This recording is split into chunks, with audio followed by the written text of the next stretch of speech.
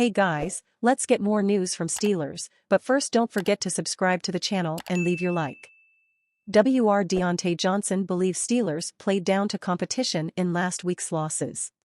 Most of the time the Pittsburgh Steelers are connected to the word history, it comes with positive connotations.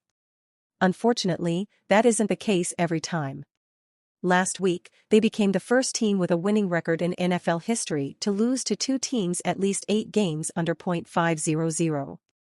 That dubious accomplishment came with the immense assistance of the Arizona Cardinals, who spotted them a late-surge blowout, followed by an embarrassment by the New England Patriots last Thursday. They pulled away early and hung on late, topping off at 21-3 but finishing 21-18. The back-to-back losses to teams widely viewed as among the worst in the NFL not only greatly diminished the chances of their postseason success this season, but also called into question the team's very integrity. The comments of multiple players since then haven't necessarily helped that perception. He challenges us to give more. He knows we could play better than we've been playing, Diontae Johnson said of head coach Mike Tomlin yesterday, via the team's website, explaining how his messaging this week helped change the course they've drifted into. Nothing against the two teams, I feel like we've just been playing down to their level that past week, Johnson added of the Cardinals and Patriots. Once we do that, it's hard to recover. I feel like once we get back in front where we would normally be, we'll be fine. You will only very rarely ever hear a player say that they feel like they played down to an opponent, or otherwise admit that they underestimated a team to whom they lost. Yet Johnson, RB Jaylen Warren, and Minkah Fitzpatrick have all said things to that effect in the past week or so. It's left Tomlin doing damage control in his press conferences, attempting to reframe the comments his players have made in public forums in the media to try to minimize the perception that they did not take these losing teams as seriously as was proper. That was always going to be an unwinnable task, but to have his players continue to say that they played down to their competition certainly isn't going to help. And I don't recall ever hearing more players say things like this more directly than I've heard in the past week. That doesn't necessarily have to be a condemnation of the coaching staff. It could be the players who didn't respect their opponents to the degree that they should, though Fitzpatrick's comment about not giving Cardinals Trey McBride the initial respect he deserved contests that theory.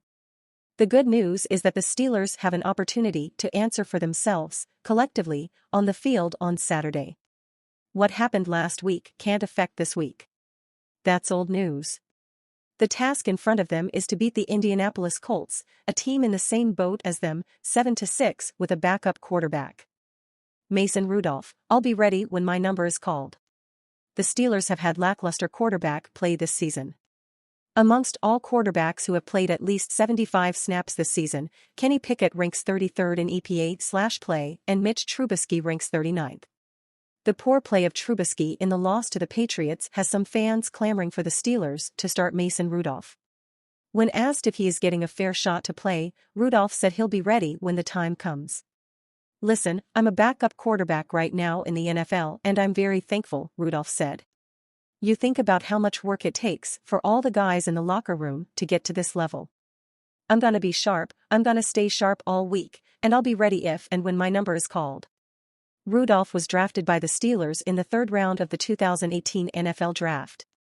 He started 8 games in 2019 after Ben Roethlisberger was lost for the season with an injured elbow. In 17 career appearances and 10 career starts, Rudolph has thrown for 2,366 yards, 16 touchdowns, and 11 interceptions. Steelers get huge injury news to start Colts week. There was an encouraging development for Pittsburgh Steelers during their first practice of the week as 2 star defenders took the field. T.J. Watt and Alex Highsmith, who were both dealing with concussions, according to head coach Mike Tomlin, practiced with the Steelers to open Colts week, a good sign that they could be on the road to recovery by the weekend. It's unknown to what extent they practiced outside of individual sessions, which all Steelers reported through video. Both Highsmith and Watt, the team leaders with a combined 20 sacks between them, were in concussion protocol at the start of the week. Tomlin didn't have any updates on their availability for the Colts game during his weekly press conference and said their practice participation would give them an opportunity to clear protocol in time to play. Highsmith suffered a neck injury in the first half last week against the Patriots and left the game for good immediately. Watt took a knee to the head from New England running back Ezekiel Elliott on the first play and exited, then re-entered multiple times. Tomlin did not confirm that Watt was checked for a concussion during the game, but he was seen being taken into the medical tent by the NFL's concussion observer. Both players will need to clear concussion protocol before this weekend's game in order to play. To do so, they'll be evaluated by an independent neurologist before the team departs to Indianapolis to face the Colts. The Pittsburgh Steelers could be without star outside linebackers T.J. Watt and Alex Highsmith as they prepare for a pivotal visit to Indianapolis. Watt and Highsmith are both in the concussion protocol following a loss to New England last Thursday.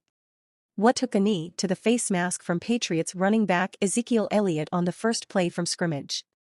The perennial All-Pro was slow to get up after the play, then went to the sideline briefly to be examined by team physicians. Watt returned for the end of the drive and then was examined by an independent neurologist shortly thereafter and cleared, playing with a tinted visor the rest of the way on a night he played 52 of Pittsburgh's 57 defensive snaps. It wasn't until Watt self-reported concussion-like symptoms when he arrived at the team's facility on Friday that he was placed into concussion protocol. "I assumed that he was checked, but again, I'm managing the game," Tomlin said Monday. "I leave that to the medical experts. They essentially tell me whether someone is out, whether they are subject to return or whether they're back. I got a report that he was subject to return, and then I got a report that he was back." The potential absence of one of the NFL's best edge rush tandems means rookie Nick Herbig and veteran Marcus Golden could take on significantly expanded roles against Indianapolis. Herbig had a career-high 7 tackles against the Patriots while Golden was inactive. The Steelers are reeling a bit following consecutive home losses to teams that came to Acrisure Stadium with 2 wins. Pittsburgh followed up what Tomlin called a subpar performance against Arizona by falling behind by 18 points in the first half against struggling New England and never fully recovering. Pittsburgh remains in the playoff mix despite the setbacks.